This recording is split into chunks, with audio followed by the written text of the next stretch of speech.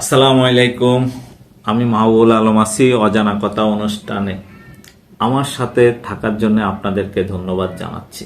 যারা আমার চ্যানেলকে সাবস্ক্রাইব করে নিয়মিত নতুন নতুন তথ্য পাওয়ার জন্য সহযোগিতা করছেন তাদেরকে ধন্যবাদ জানাই। আজকে একটা কথা বলতে চাই। বাংলাদেশ সহ বিশ্বের যত মুসলিম কান্ট্রি আছে, আমরা জ্ঞান রিসার্চে অনেক পিছিয়ে আছে। তার মধ্যেও মুসলমানদের মধ্যে কিছু দেশ আছে যারা বিজ্ঞান গবেষণা চর্চা নিয়ে থাকেন এবং স্বাস্থ্য সেবার জন্য অনেক টাকা ইনভেস্ট করেন এবং তারা তার ফল পাচ্ছে। বিশ্বের বিভিন্ন দেশের মতো ইরান একটি দেশ, যে দেশের বিজ্ঞানীরা বহির্বিশ্বের বিজ্ঞানীদের সাথে সমকক্ষভাবে প্রতিযোগিতা করে নতুন নতুন আবিষ্কার করতেছেন, যেটা আমাদের স্বাস্থ্য সেবার জন্য খুব উপকার। পৃথিবীতে অ্যানিমিয়া নামের এমন একটা রোগ আছে যেটাকে আমরা রক্তশূন্যতা বলে থাকি, বা অপুষ্টির কারণে অ্যানিমিয়া রোগটা হয়ে থাকে। তারপর আসার খবর হচ্ছে ইরানি বিজ্ঞানীরা প্রথম প্রজন্মের ইনজেকশনযোগ্য ন্যানো আয়রন সাপ্লিমেন্ট তৈরি করেছেন বলে খবরে প্রকাশিত হয়। আন্তর্জাতিক অঙ্গনে তা ব্যাপক সাড়া ফেলেছে এবং ইতিবাচক প্রতিক্রিয়া দেখা গেছে। সামাজিক যোগাযোগ মাধ্যম ব্যবহারকারী ইরানি বিজ্ঞানীদের নানা সাফল্যের প্রতি ইঙ্গিত করে উজ্জ্বল অতীতকে স্মরণ করেছেন। তারা আয়রন ঘাটতির কারণে সৃষ্ট অ্যানিমিয়া দ্রুত এবং কম পার্শ্ব প্রতিক্রিয়ার সঙ্গে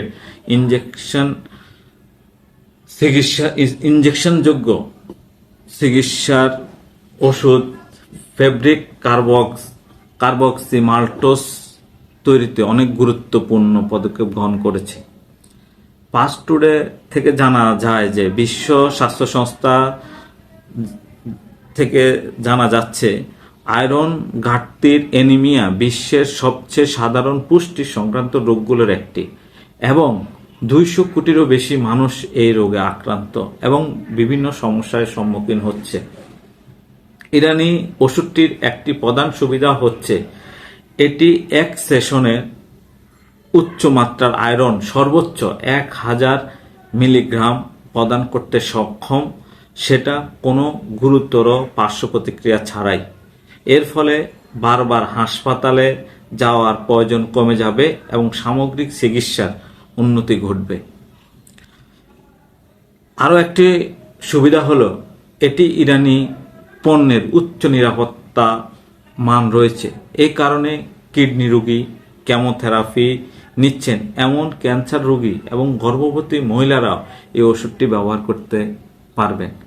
আমরা জানি গর্ভবতী মা বোনেরা সবচেয়ে বেশি রক্তশূন্যতায় ভোগেন।